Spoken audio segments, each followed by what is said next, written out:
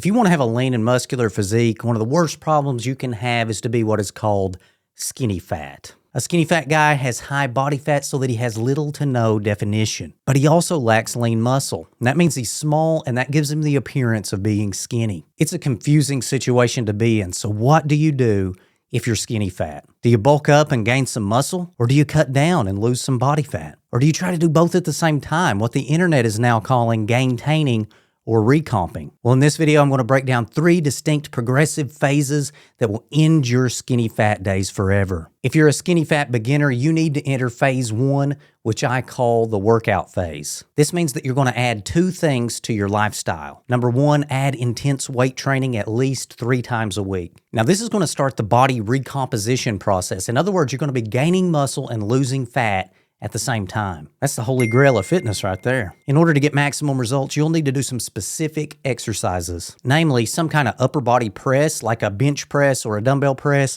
some kind of squat or leg press for the lower body, and some kind of row for the back. Really push yourself and work hard. Now, here's an example workout plan for a skinny fat guy who wants to implement this phase. Bench press, 3 sets of 10 reps. Squat, 3 sets of 10 reps. And row, 3 sets of 10 reps. Now, you want to do this workout 3 days a week with at least 1 rest day between workouts. And you want to use progressive overload. Increase the weight used on these exercises as your strength increases. If you are a beginner, this simple and fairly quick workout will literally transform your body over 10 to 12 weeks. This is basically kicking skinny fat in the face. The second step of phase 1, increase your activity levels. It's really that simple.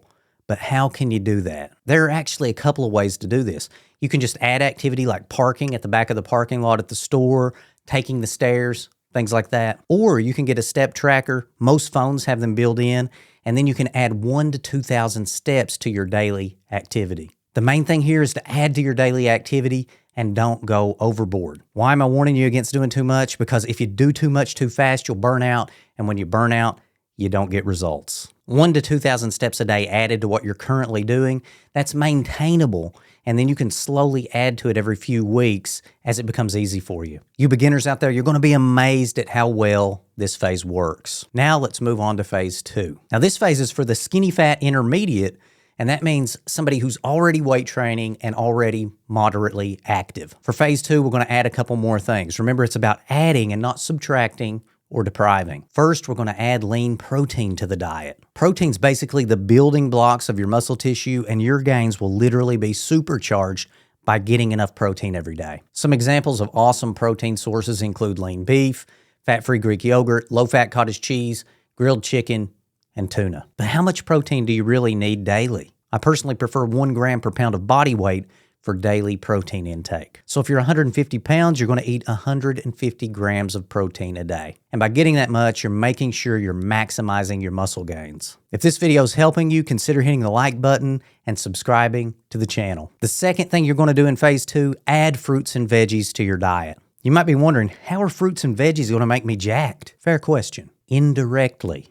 That's how. By eating more fruits and vegetables, you will, of course, improve your health by getting more micronutrients, antioxidants, and fiber. But there's another secret advantage to eating lots of fruits and veggies. They kill hunger by filling your stomach, and they don't have many calories. And because of that, they can help you get leaner and get that muscle definition that you're looking for. Trust me, this is a cheat code. After you chow down on a cup of blueberries or a bowl of cantaloupe, you're going to be much less likely to pick up that bag of chips. And if you love snacking, you're much better off grabbing an apple rather than a cookie or even something like a granola bar. Okay, it's time for phase 3. Now, phase 3 is where you start to get serious results. Now, after you complete the first and second phase, it's time to assess how you look. By this time, you're probably out of the classification of what would be considered skinny fat. And at the very least, it will be much more clear which path you should take, bulking or cutting. After all, by completing the first 2 phases, you will now have built a base of muscle if you decide to cut down.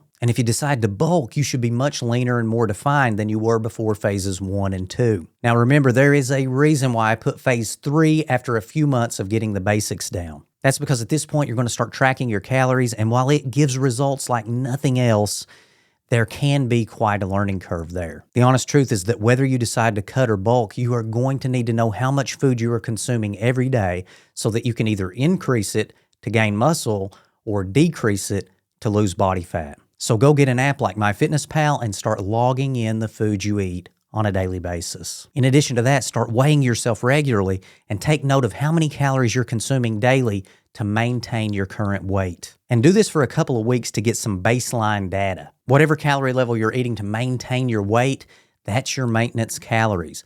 And you'll either add or subtract calories from this number in order to gain muscle or lose fat. Okay, now it's time for the big decision. Now, if after the first 2 phases you feel that your body fat is still too high, at this point, I would suggest that you do what is called a mini cut. Basically, you'll take 8 to 12 weeks and go into a slight calorie deficit. So let's say, for example, that your maintenance calories are 2,300 a day. From that, you might go down to about 1,800 to 2,000 calories a day for a few weeks and aim to lose about 1 pound a week or so. And remember to keep that protein intake at 1 gram per pound of body weight per day. Now, as long as this weight loss trend of a pound a week or so continues, keep the calorie levels the same. And only when weight loss stalls, drop them by another 100 calories or so. Remember, you want to lose fat on as high of calories as possible, and this is so that you keep your muscle and have the energy to train hard while you're on your diet. By the way, I seldom recommend guys go below body weight times 10 in daily calories. That would be 1,500 calories for a 150-pound guy. After you've leaned out considerably and lost some fat, you can go back up to your maintenance calories. From there, you can either stay where you're at or enter a muscle gain period. Decision 2, bulking. If you feel you're lean enough after completing phases 1 and 2 and you'd like to gain some more muscle mass, then you might choose to go into a lean bulk. The lean bulking process is all about taking yourself into a slight calorie surplus in order to help you build muscle. So if your maintenance calories are 2,300, like our example, then you might add about 1 to 200 calories a day to that and see how the scale reacts. On a lean bulk, you'd really like no more than 1 to 1.5 pounds of weight gain per month as a natural lifter. Now that may seem slow, but by gaining slowly, you reduce the chance of gaining too much fat. And trust me, you don't want to gain too much fat. In addition, the latest research says that a small surplus like this is all that's really needed for steady muscle gain. Do this lean bulk phase for as long as you can. You need to be patient here. Ideally, you would go for at least 6 months if you really were looking to put on significant size, but no less than 3 months. After that, you can go back to maintenance calories to maintain your body weight, or you can choose to enter a cutting phase. This seesaw dietary technique of bulking and cutting, that is how all the greatest physiques in history were created. So the quicker you can get used to these gaining and cutting phases, the quicker you're going to make progress. Now there's also a phase 4 where you've learned to track your calories so well that you basically don't have to bother with it anymore. But that's a video for another time. If you want to find out why 93% of men never lose their belly fat, watch this video next.